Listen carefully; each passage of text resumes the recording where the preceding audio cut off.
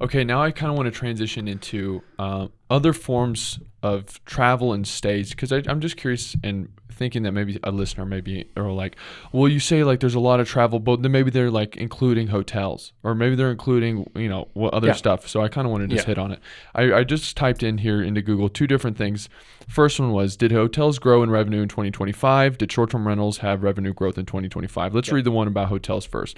U.S. hotel revenue growth in 2025 was sluggish and varied by segment, with overall industry RevPAR, well, we kind of feel iffy about RevPAR, but showing minimal, flat, or even slightly negative growth. Now I will say Okay. that RevPAR on the hotel world is a very relevant stat. Oh, interesting. So it's revenue per available room, right? And so it is. I mean, they have that stat because of the hospitality hotel world. We try to translate it to short-term rentals, and I don't find it nearly as applicable. But RevPAR in hotel is a very good indicator of how the market's doing. And you're saying it's a very stable, flat market. Flat. Right? All right, let's see here. Yes, the U.S. short-term rental market experienced revenue growth in 2025, driven by rising demand, increased average daily rates, and a stabilization of occupancy rates. I mean, it's fantastic, right? Yeah. So now I'm curious. So if somebody's listening and they go, once again, it's, but travel has a lot of hotels and stuff in it. Yeah. Do you think? I mean, I feel like, and we've kind of talked about this before, so it's in the back of my mind where you said, maybe like a year ago that people who stay in hotels and people who stay in Airbnbs are different. They want different things most of the time. So it's kind of, so if somebody's thinking about this, should they think, I feel like this can maybe be kind of a dumb question, but should they think like, how could I feed both? Like, how could I attract the hotel person? Yeah. So it's difficult.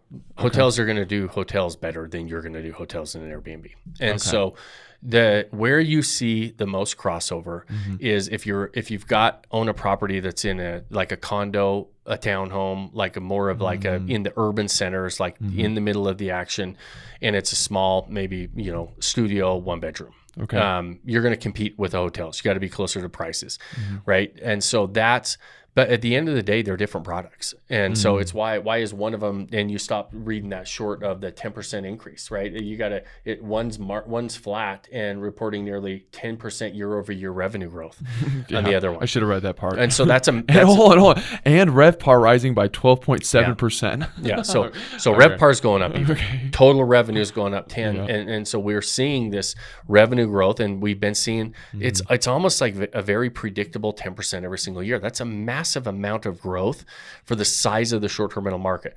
But realizing that they are two different markets and they're for two different things. And hotels are going to do better for the hotel customer. Like I'm going in, I got to fly into Dallas for a wedding, and I'm flying in on Sunday, wedding Sunday afternoon, flying back Monday.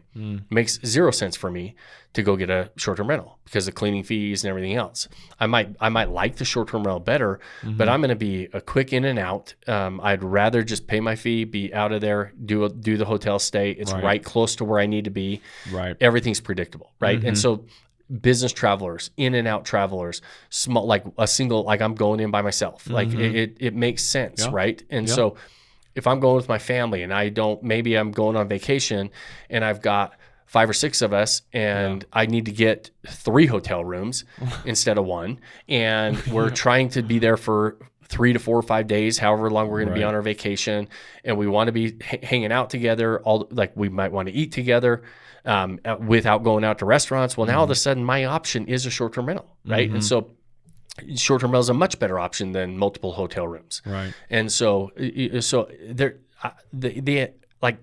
people think that they're the same. They're not. They're both hospitality, but they're really not. Your consumer's completely different, and we usually do both. Like I stay in hotels for many different reasons, and I'll stay at a short-term rentals when I go with my family. When I go on work trips, almost always I'll stay in hotels because I'm usually speaking at a conference. I'm going to stay at the conference hotel. Right. I'm going to be in and out. I don't need to. I'm going to be eating out every single time, and so I'm not really there. I'm there to sleep, and I'm there to get in and out. Right.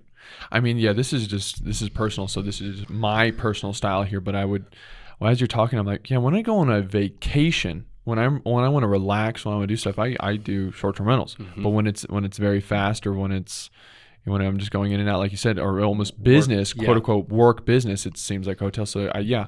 Okay. So is it even worth kind of comparing the two?